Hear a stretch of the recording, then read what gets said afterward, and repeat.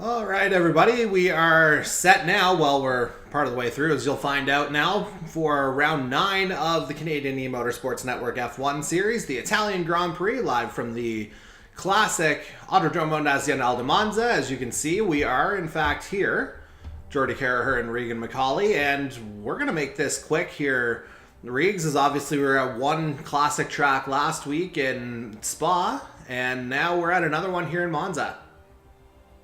Oh yes, once again another prestigious classic Formula One circuit. Once again in Italy, say it that way. But yes, definitely another popular one here as well. It's a very fast track as well, kind of similar to Spa in terms of being a very risky track and stuff. And we can get some opportunities for some side-by-side battles. There's 3 chicanes in particular that we have to keep an eye on to see how drivers will be able to keep their positions and such in proper place. And yeah, just overall, there's a lot of different factors that'll come into play for Italy. But why don't we talk about last week where Corbin McCauley was able to finally tear away that bad luck in Belgium? Yeah, I mean, there's your final finishing order there, as you just mentioned a moment ago. A lot of kind of unfortunate luck before last week, but again, now this is 2 or maybe even 3 times that the Red Dirt Racing car of Corbin McCauley, he's taken it to the top step of the podium in Belgium. And again, perhaps an overdue victory for him, and we'll see how that affects his championship pursuit here as we take a look at the driver's standings. And as you can see, he's 20 points back of Darcy Ford for the top spot in the standings right now, with Dan Cudmore dropping a spot to 3rd after last week, 392 points. Still very much within range, as is Colby Luca there at 389. And of course, Luca having won the previous week in Hungary, the back half of that double feature.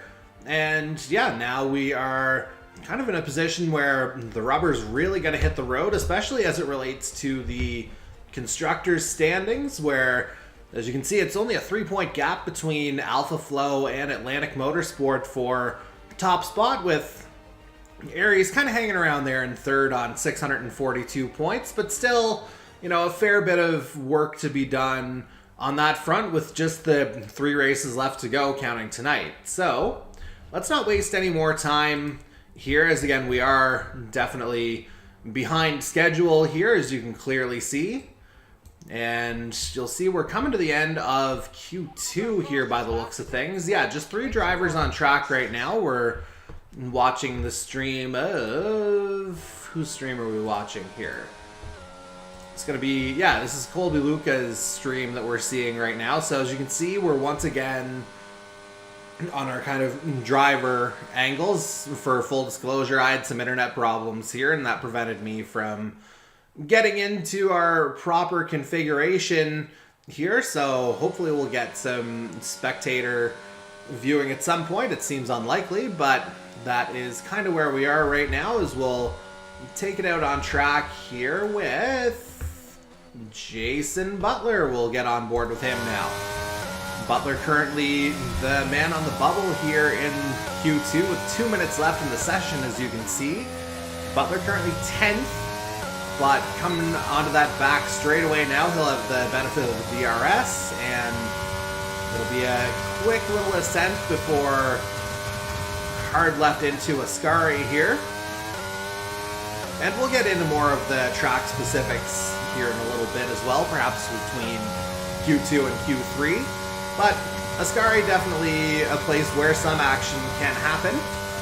And now Butler's coming up to complete the lap in what used to be known as the Parabolica. I can't remember its actual name now. We'll just keep it a Parabolica, as Butler is not going to keep it in 10th. Matter of fact, he jumps up to 3rd with that time. 1 minute 21.584 seconds. Nice lap from the 519 E-Racing driver there. It is the Parabolica, still confirmed. Okay, thank you for that. I thought they may have renamed that corner at some point, but glad to hear it is still, in fact, the Parabolica. It'd be hard to change that at this point, I think. It's one of those classic turns, as I think Butler's just made a bit of a turn himself. Meanwhile, Michael Dimitrov coming through. What's he going to do? He's 9th right now. He moves up to 6th with a time of 1 minute 21.812 as we're coming up to the final 30 seconds of this qualifying session. Or Yes, Q2, sir, I should say. Dimitrov has an average qualifying position of 5.29 so far this season through 7 starts. He only has 1 podium, so you could argue that Alpha Flow's been kind of falling off there a little bit as Dan Cudmore has kind of taken the reins of the team so far. You could kind of, relate that to sort of the real life thing where it'd be like, oh yeah, Verstappen over Perez at Red Bull. Something like that in a similar sense. But I mean, yeah, Dimitrov is still, he's a good qualifier, still does manage to get points, just really hasn't been able to get on the podium near as much. The only race where he was able to exactly do that was in, let me get that here. Yes, it was in Bahrain. It was only the first race of the season, and then kind of from there just falling to like 6th. Didn't even start. 7th, 5th, 13th, 4th. Just a bunch of different like top 10 finishes, maybe top 5 finishes, just falling short of the podium, but he still qualifies pretty good. So I mean, that still is able to hold up the points there for Alpha Flow in the constructor standings. Yeah, and as we say, it's just a 3-point gap between themselves and Atlantic Motorsports right now as we get closer and closer to the end of the season. That should be a very interesting battle to witness. And let's just see. All right, so we'll take a look at our top 10 here. So it's Corbin McCauley on top of the board in this session. Darcy Ford in second. So by the way, 121.287, the top time in Q2. Jason Butler third. Colby Luca there in fourth. Robert Narakaj rounds out the top 5. Michael Dimitrov 6th. Mike Greathouse in 7th. Andy Hurdle 8th. Dan Cudmore 9th. And Ty Higginbotham rounds out the top 10. And at the end of this session, we've seen Darcy Cudmore, Mike Nickens, and Ivan Reynolds get eliminated. So we've got our top 10 here for the pole shootout here, effectively. And really, I feel like it could be just about anyone's race. Oh yeah, for sure. But again, though, it's McCauley and Ford, not respectively, but they are in the top 2 of the driver's standings so far. McCauley with the win last week is definitely putting himself up through the standings after being a little bit on the lower end, kind of still stuck back and forth between 2nd and 3rd to start off the year. But now he's really up there for sure. Like whenever he was kind of stuck in that position in earlier races, he wasn't really up there that close whenever drivers like Dan Cudmore or someone else would be up there. But now he actually has a 20-point cushion behind Darcy Ford. So with 3 races remaining, including tonight, there's not that much time for things to roll through. So combining the points that you can get from qualifying plus trying to get the best finish possible is definitely key to how this season will end. And I mean, Darcy Ford in the past like 8 Grand Prix has been let me see here, let me count. No, 6 Grand Prix, sorry. He's been outstanding with podiums in every single one of those races, including victories twice. So it's been no wonder that he is definitely the #1 championship contender for this 3rd season of the F1 series. But again, though, McCauley's starting to strike back. We've seen through his tough luck, the potential's there, but the results never were. And last week we were able to finally get the results, so maybe this time around he'll finally be approaching to get his 2nd career title in the series. And as we see him making his way back out onto the track right about now, Q3, it can be a bit of a stressful time, especially for the top 10 drivers, but I wanted to find out, just as we go to his stream, Jason Butler, absolutely chilling, so to speak there. You see the little snowman, I think that's a snap filter or whatever the effect is that time around, but absolutely chilling in pit lane right now, quite literally. And given that it's like mid -20s here, that's all I can do as well is just chill. It's very hot. It's very Florida-like. Very. Yeah, I don't know what version of Florida you've been to, but yeah, it definitely is not that. The last time I experienced those temperatures, I was sick, so ouch. Fair. As we'll move through to, well, we were going to go to Colby Luca, but instead, looks like Michael Dimitrov is going to get his hot lap underway first as he's through that first chicane. Now through Curva Grande, that long sweeping right-hander. And that's the thing about this track. 5.8 kilometers, these laps go by fast. Like, not in comparison to some of the kind of comparable lengths now you see perhaps more technical tracks where there's a reason this one's called the Temple of Speed here, Riggs. I mean, yeah, this week plus Brazil probably not going to be kind of in that description that you're saying there, but I mean, again, though, we're going to be going to Japan of all tracks when the finale comes around. That's definitely one of the more complicated ones for sure. So, again, it's not complicated in the sense of distance, but in terms of how the layout goes, don't underestimate any of it. Yeah, very much a technician's dream, I guess you'd call it, as Dimitrov comes through the Parabolica. Nice wide exit. Dan Cudmore sets the fastest lap, which holds up for, well, it still holds up. Cudmore on provisional pole right now, 122.137 his time. But we'll see just how long that lasts as Corbin McCauley comes through the Ascari now. And Robert Narakaj has just put up a lap in the 121s. So there's another target to shoot for, 121.488, the new benchmark here in Q3. 8:10 left in the session as Colby Luca drops it down to 21.411.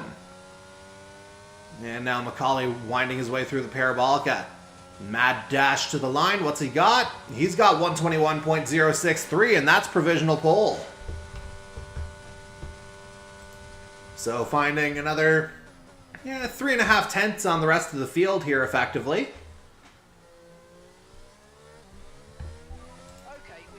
As it looks like we may have lost Colby's stream here from our feed, but we'll just see what we've got here as we're on board with Michael Dimitrov right now. And I think this is going to be an in lap for the number 19 as he passes his teammate going into the Parabolica. And I'd say both of them will be heading in about 7:15 left in Q3. So it is an in lap for Dimitrov, as you can see. McCauley, I would imagine, will be the same. Yeah, just looking at the delta, that's got to be an in lap for him.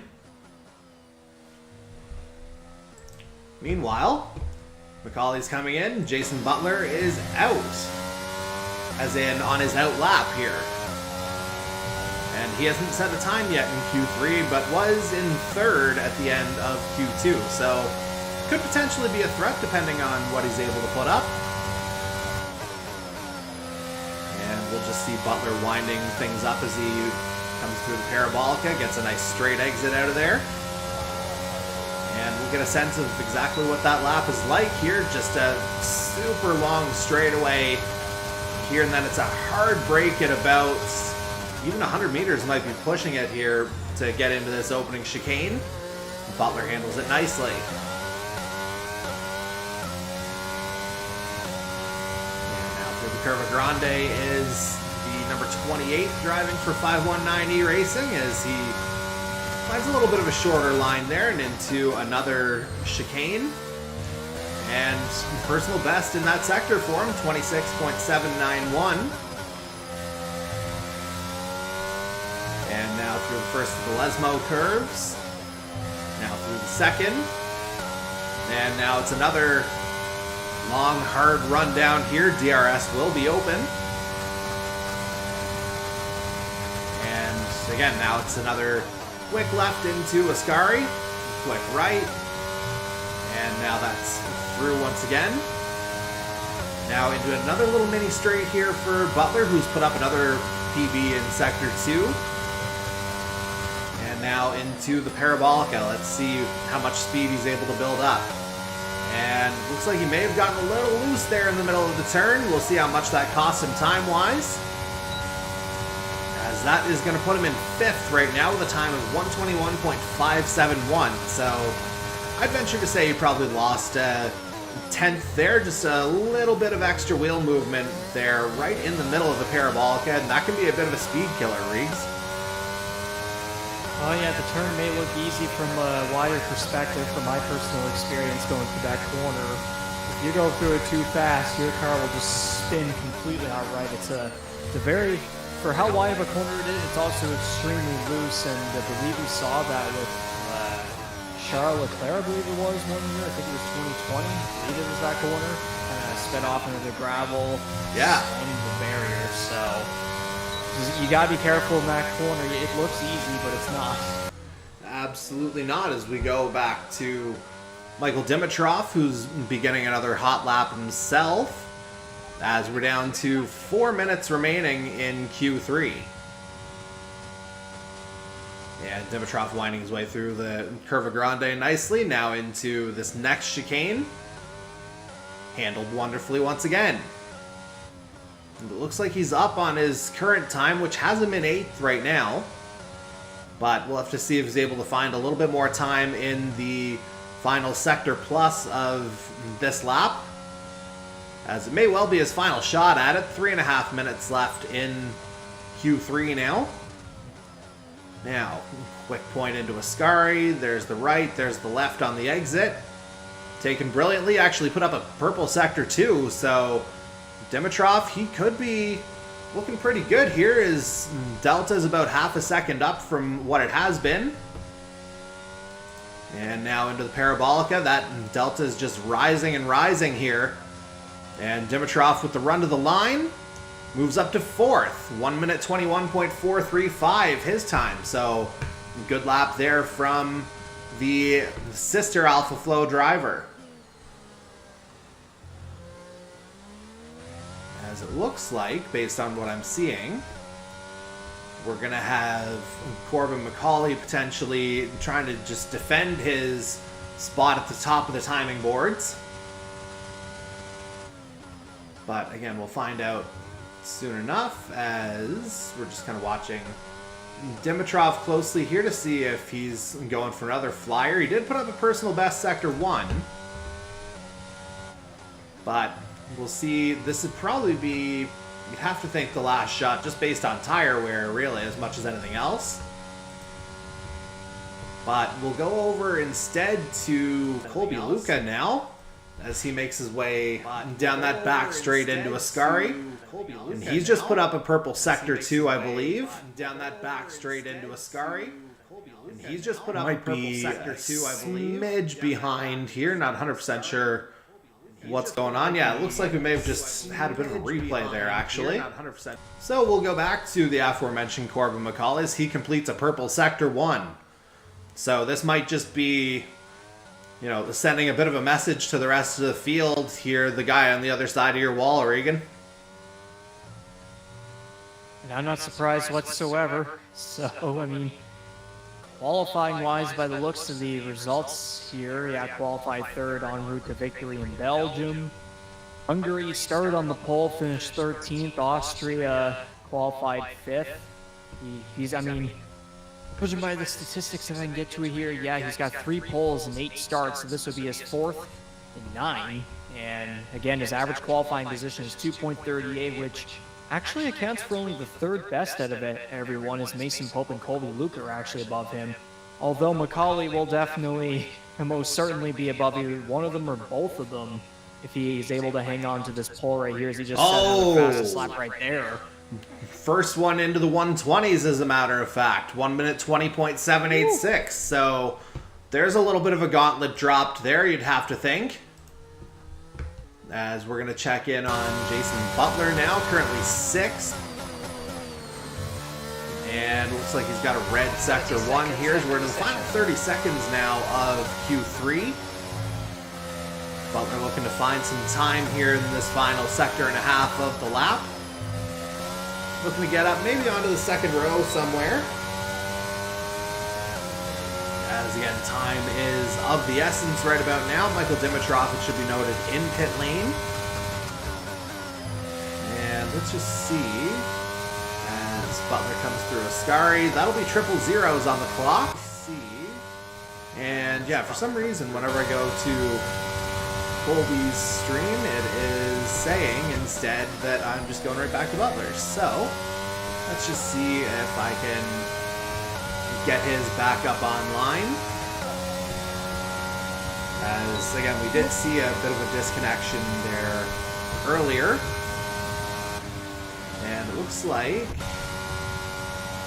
the session's pretty well done now. Just have to see if we've got any kind of final moves. Not sure what we'll see, but what we can see is what the top 10 looks like from Butler's stream. And again, it is Corbin McCauley holding on to pole there.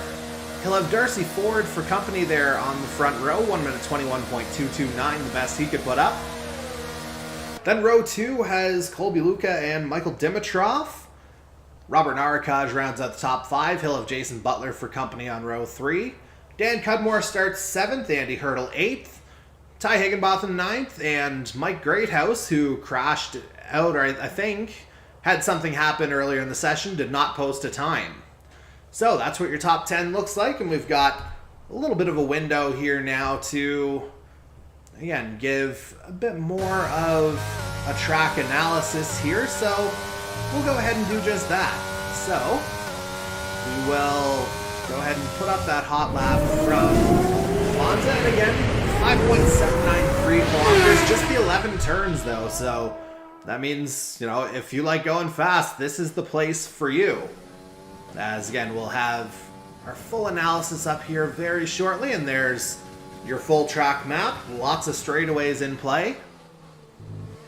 Just the 2 DRS zones, which I find a little bit surprising, I guess, but yeah, I mean, it's not like Monza needs any more, right, Riggs?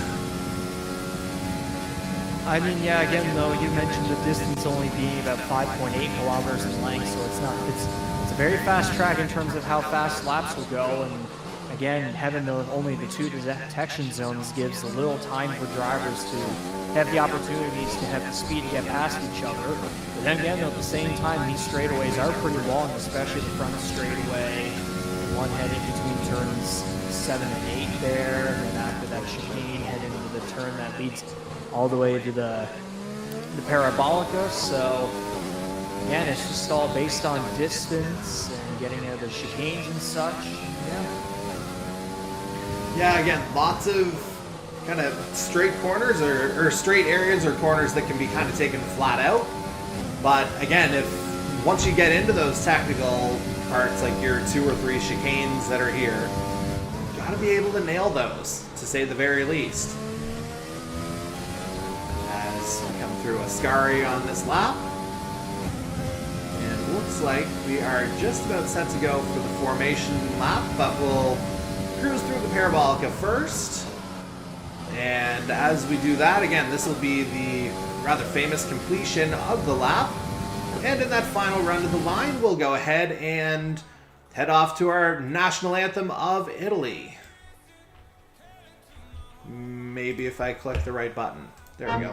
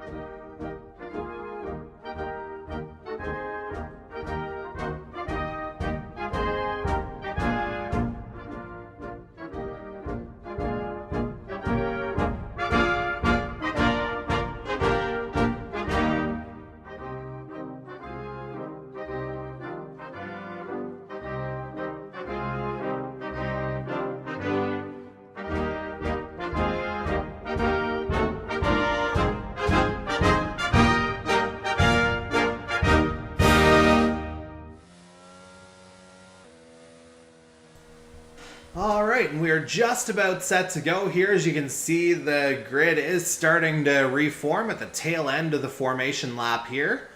And again, we are seeing it from the perspective of our pole sitter for the moment anyway, Corbin McCauley. Just going to see where all of our streaming drivers are starting. We've got Dimitrov 4th, Butler 6th, McCauley, of course, on pole.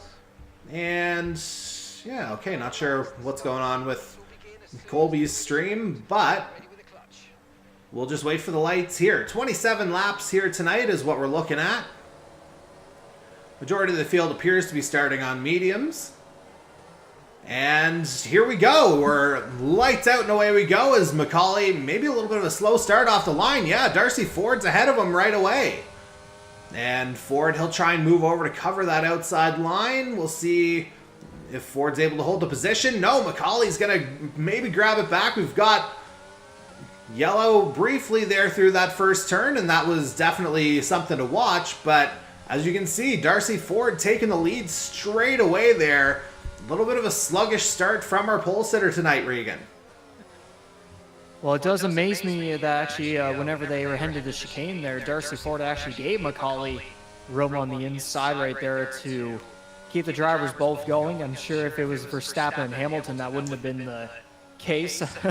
Yeah, we're calling back the 2021 race that happened here. So, yeah, definitely some sportsmanship between two drivers. I mean, it's no surprise that it's these two drivers in particular. They've always shown respect to each other the whole way through. And again, they're the top two drivers in the drivers' standings, respectively, at the moment. So, the other thing I'll say, too, is McCauley seemed to be very confident after what was a very good qualifying session for him throughout all the quarters, but maybe there's a little bit of a sign of too much confidence, so we might just have to take it easy here. But then again, there's still 27 laps to get through at 26 now. I would assume now Ford actually got a little bit loose there coming out of Parabolica, but he's able to hang on. And the other thing to consider is that with McCauley second, actually, where did... Oh, never mind. I got confused on which stream I was watching, because I was also watching the guy we're riding with right now, Jason Butler, who's moved up from...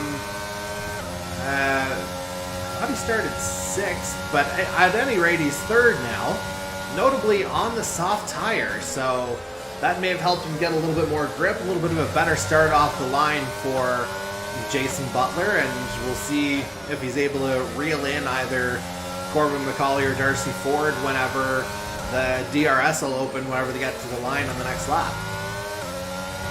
I noticed they're heading to the second chicane on that first lap while Ford had gotten a couple of distance over McCauley there. Jason Butler in 3rd place had a bit of a lockup, it appears, so being on the soft tire compound, that probably does not help if you're locking up on the soft compound, especially considering that's the least longest lasting tire. Then it's definitely not going to be very good for Butler. We're going to see him go side by side here, almost. Never mind, backing out right there was Robert Narakash, Narakash, we've seen the potential in him, but there's been a lot of connection issues that we've seen throughout the season from him, and now he's going to pass by Butler here for 3rd place, and Colby Luca looks to have the fastest lap so far. He mentioned after qualifying that he had good laps going, but the car just was not able to respond to him late in every lap he was going through. So again, he's got another fast car too, but is he going to be able to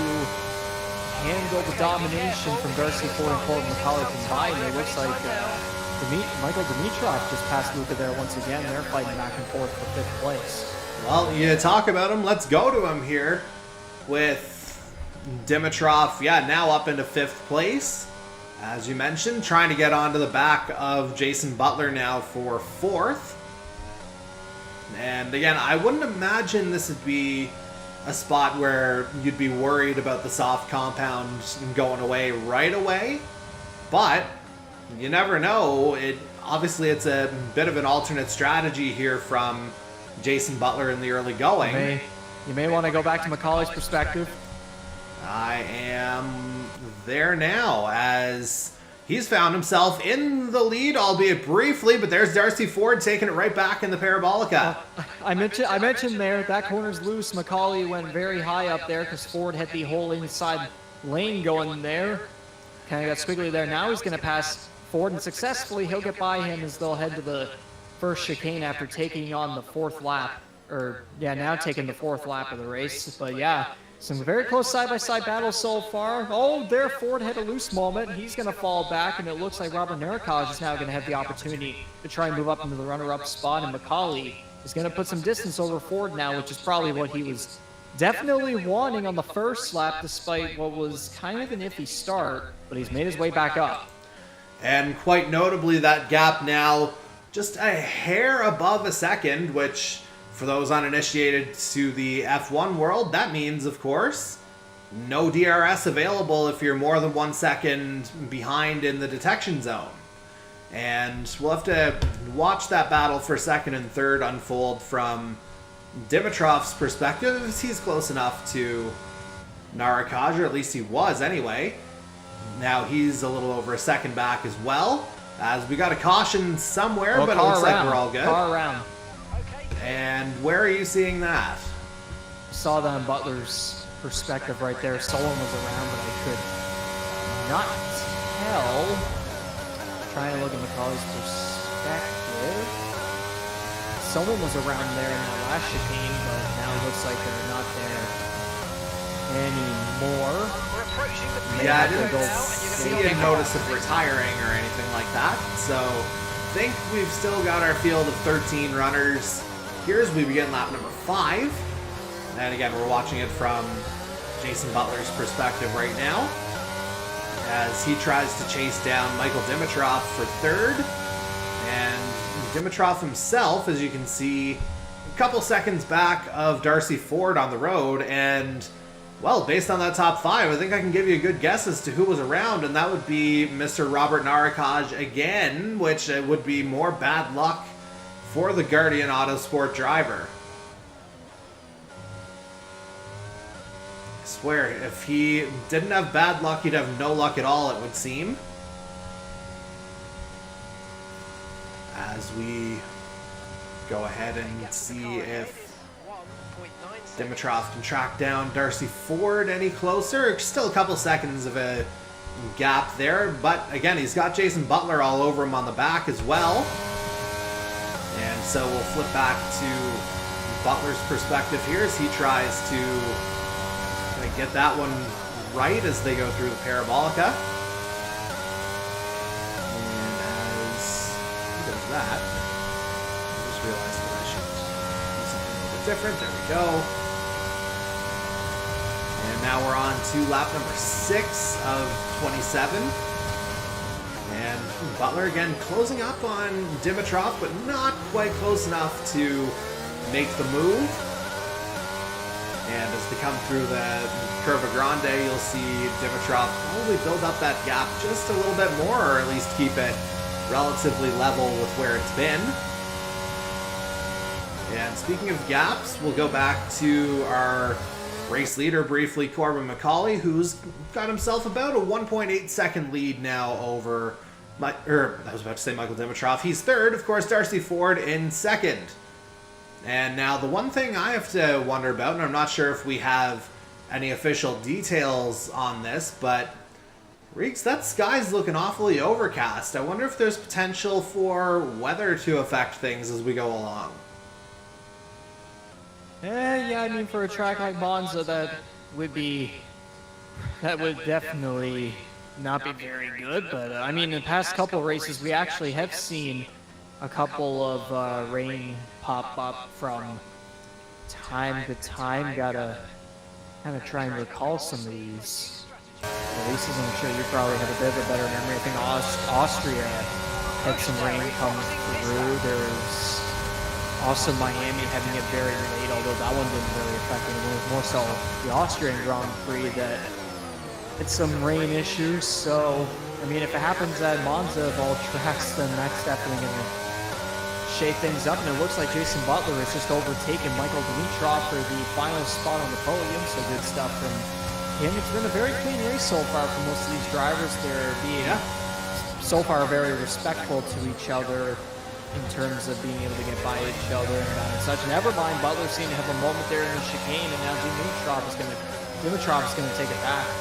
Yeah, just took a bit of a hop over that curb coming out of the chicane. It looks like Butler, who had gotten the move done on the exit to the Parabolica, as I think he may have been behind Dimitrov at the DRS detection point, and then was able to kind of set it up from there. As we'll see 3 and 4 go through the Ascari here once again, as Colby Luca picks up a 3-second time penalty for something or other. Again, don't have the view right offhand here, but presumably that would be track limits. That's kind of what 3 seconds is code for. As we'll see if Butler can get close enough to Dimitrov again, as notably his pit window's open on the soft tire already. But Butler might prefer the track position here right now, as obviously once he pits, he'll be able to go for the longer stint to end the race at least. And Butler, he'll be a bit of a gauge actually as to how long those soft tires will actually last over the course of this evening. Because that will, you'd have to think, Riggs, once they see the mileage on Butler's stint here, you got to start kind of doing some math as to when you're going to come in as well. Ideally make this a one-stopper whenever possible here, as Butler again tries to close up on Dimitrov here, and he does get within 3.5 tenths as they come through the Ascari again. But it looks like Colby Luca is coming right up onto the back of Butler here, so as we see it on the side, man, there goes that number 53 Aries Racing of Colby Luca. He's just blown by Butler here. And again, I wonder if that's the grip of the soft tire starting to go. And sure enough, Butler into pit lane. So, I wonder if maybe he just went one lap too long there. Certainly what it would appear as we begin lap number 9. Seems like that cliff will be about 8 laps here on the softs. And we'll see, that's the white stripe for Butler. Clearly he's headed to the end of this one, as he's opted for the hard off of that stop. 3.4 seconds. And so as we do a little bit of a reset, we are going to find... well, we're watching from Michael Dimitrov's perspective right now. He's moved up into third. He's about 6 seconds back of our race leader, Corbin McCauley, who's in turn 2.5 up on Darcy Ford right now as he comes through the Ascari chicane again. And again, it just looks like he's in control as much as anything else. As we see him again hit that point of just making sure he's in control, getting into the, the Parabolica. And he's through. That is 1/3 of the race distance complete. And there you see laps 10 to 15 constitute the medium tire pit window. So don't be surprised if you see a absolute glut of pit stops coming in the next, say, 2 to 3 laps, maybe even sooner than that. As again, McCauley tries to build out his lead a little bit more. 2.5 seconds, of course, not super comfortable, bearing in mind, of course, that everyone behind him will have to pit as well. I mean, with McCauley there, last race, that was most certainly not the gap between the leader and second place. That this is not certainly the one we saw back in Belgium. McCauley was right over everyone, and he got lucky that the safety cars that did happen, the safety car periods in the last race that did happen were only virtual safety cars, so he was able to keep his distance over other drivers. But this time around, Darcy Ford is able to keep a decent distance behind him, so pit strategies will definitely be a lot more interesting this time around. Maybe he won't be as panicking, give as much anxiety to someone like McCauley here. I mean, he won the Monza race back in Season 1 in 2020, and out of all the current drivers in the field so far, he is the only one to have won here.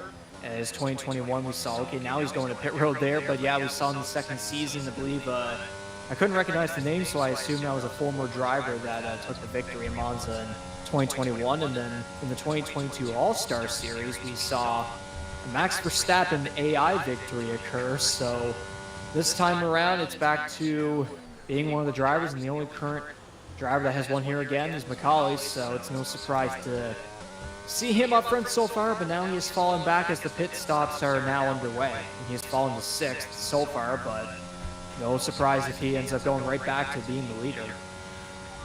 Yeah, as you alluded to already, we're starting to see some of those pit stops happen with Macaulay having come in.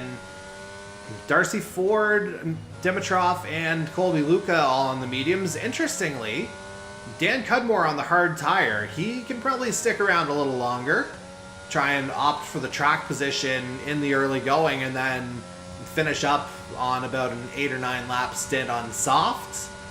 And so, yeah, that could make things certainly interesting for the driver of the number 2 Alpha Flow Racing vehicle, as we've got his teammate Michael Dimitrov exceeding track limits on the exit to Ascari, and putting Mike Nickens further lap down, it would appear. And based on the wide run, yep, Dimitrov gonna stay out. Darcy Ford, meanwhile, is in pit lane. So, Michael Dimitrov, your de facto leader right now, as the hard compound pit window is now open. The expectation probably for within 15 laps, everybody to have pitted. And actually has...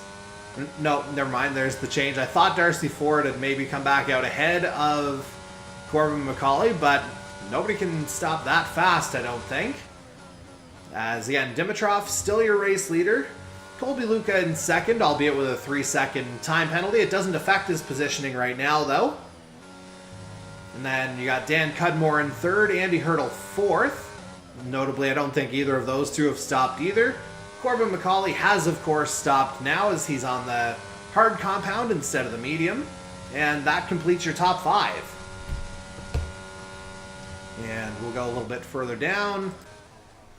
Matter of fact, we'll go to Macaulay's feed to see Darcy Ford in 6th, Darcy Cudmore in 7th. So about 5.5 seconds between Macaulay and Ford. So even a little bit more time built up coming through the pit lane. As I think Dimitrov's coming in this lap. I saw a command pop up, and indeed he is in. As we've gone through positions 1 through 7, we'll go to the man in 8th place now, Jason Butler. He who made the earliest of the pit stops. Again, having started on the soft compound, he kind of had his hand forced a little bit.